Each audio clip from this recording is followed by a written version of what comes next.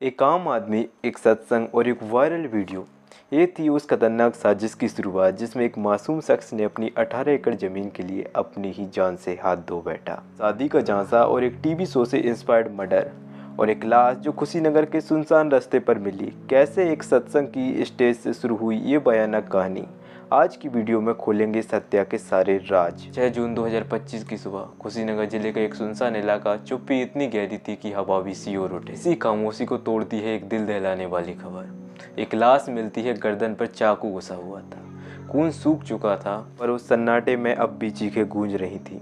Police पहुंचती है, जांच होती है, धीरे धीरे खुलता है एक नाम, इंद्र कुमार तिवारी। उम्र 45 साल, पेशे से एक पार्ट टाइम शिक्षक और एक किसान, जो कि मध्य प्रदेश के जबलपुर जिले के पदवर गांव का रहने वाला था।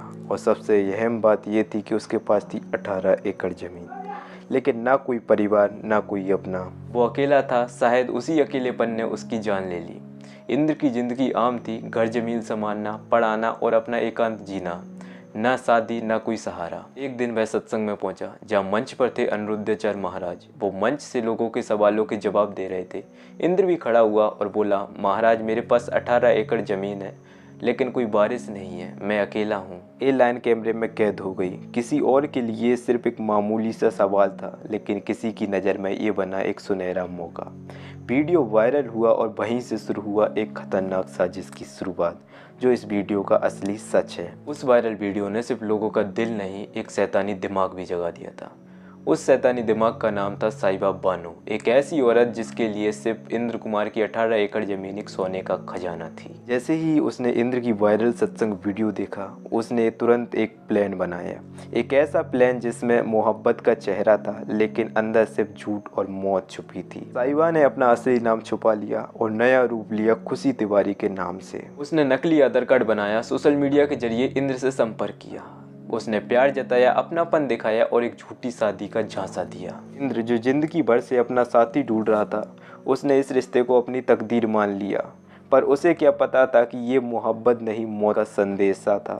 3 जून 2025 ये वो दिन था जब इंद्र ने अपनी जिंदगी की सबसे बड़ी गलती की। वो अकेला ही गोरखपुर पहुंचा, जहां उसका स्वागत साहिबा ने एक दुल्हन के रूप में किया। शादी के नाम पर एक होटल में नाटक रचा गया। मंडप, सिंदूर, मुस्कान, सब कुछ था, बस सच्चाई नहीं थी। साहिबा अकेली नहीं थी, उसके साथ था उसका पुराना दोस्त कौशल कुमार और एक और साथी। ये तीनों मिलकर एक ऐसी स्क्रिप्ट लिख चुके थे जिसका अंत सिर्फ मौत थी। शादी के नाटक के बाद इंद्र ने सोचा उसकी जिंदगी नई शुरुआत लेने वाली है, लेकिन उसे क्या पता था जिस रात को वह सुहागरात समझ रहा था, वो असल में उसकी आखिरी रात थी, जिसमें पिलो के नीचे सपने नहीं, चुरा छुपा रखा था। पुलिस की तहकीकात जैसे जैसे आगे बढ़ी, एक एक राज सामने आने लगे। साहिबा बानो और उसके साथियों ने इंद्र के साथ जो किया, वो सिर्फ हत्या नहीं, बल्कि एक पहले से लिखा गया स्क्रिप्टेड क्राइम था। होटल के कमरे में जहाँ शादी का ड्रामा चल रहा था, वहाँ इंद्र के खाने में चुपके से नींद की गोलियां मिला दी गई। इंद्र कुछ समझ नहीं पाया और फिर कुछ ही देर में वह बेहोश हो गया। फिर तीनों ने मिलकर उसके बेसुध जिस्म को कार में रखा और ले गए सिकरौली के एक सुनसान इलाके में, जहाँ सिर्फ अंधेरा था और इंसानियत से दूर एक मौत का मंजर तैयार था।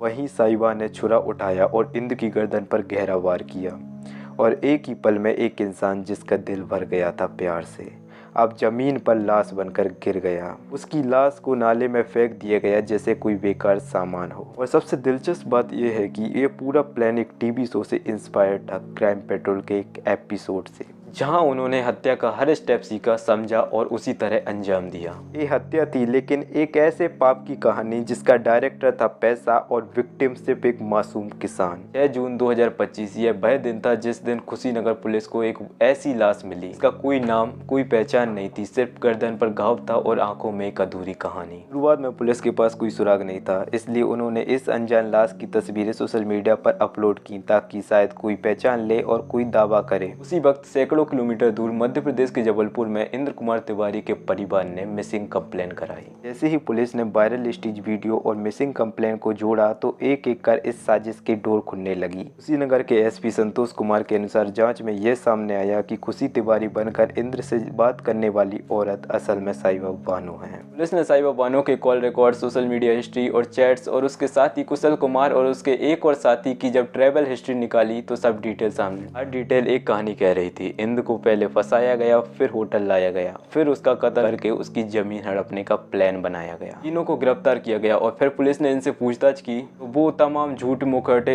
एक ही पल में टूटकर गिर पड़े। तीनों ने जुर्म कबूल किया। उन्होंने कॉन्फ्रेंस की जिसमें पूरे खेल का मकसद सिर्फ और सिर्फ 18 एकड़ जमीन थी। एक इंसान की जान उनके लिए सिर्फ एक रास्ता थी और उस रास्ते को काट दिया गया चुरा से, झूठ से और लालच से। लेकिन जांच में एक और चौंकाने वाला सच सामने आया जो कहानी को और भी गहरा और डरावना बना देता है। सुशील कुमार, जिसे हम साहिबा बानो का साथी समझ रहे थे, पहले खुद उसके झांसे का शिकार बन चुका था। उसे भी शादी का वादा, प्यार का नाटक और झूठा भरोसा दिया गया था। साहिबा ने उसके जज्बात से खेला, उसकी कमजोरियों को फायदा उठाया और धीरे धीरे अपने प्लान का एक हिस्सा बना दिया। असल जो कभी शिकार था अब इस साजिश का सातिर मोहरा बन चुका था। वो भी एक वक्त पे प्यार ढूंढ रहा था, लेकिन जिसे अपना दिल दिया वही औरत उसे हत्यारा का साथी बना गई। सिर्फ एक कहानी सिर्फ एक नहीं थी, बल्कि सबक था उन सब के लिए जो सोशल मीडिया को मजाक समझते हैं। वायरल वीडियो जो किसी सत्संग का हल्का फुल्का मूवमेंट था, वो किसी की जिंदगी का आखिरी चैप्टर बन गया। इंद्र कुमार तिवारी, उसका कसूर सिर्फ इतना था कि उसने अपने अकेलेपन को दुनिया के सामने रखा और अपने दिल की बात एक संत के स्टेज पर कह दी। वो नहीं जानता था कि उसकी तन्हाई किसी और के लिए एक सोने का मौका बन जाएगी। उसका परिवार जिन्होंने उसे खो दिया, वो आज भी हर दिन सिर्फ एक सवाल के साथ जीता है,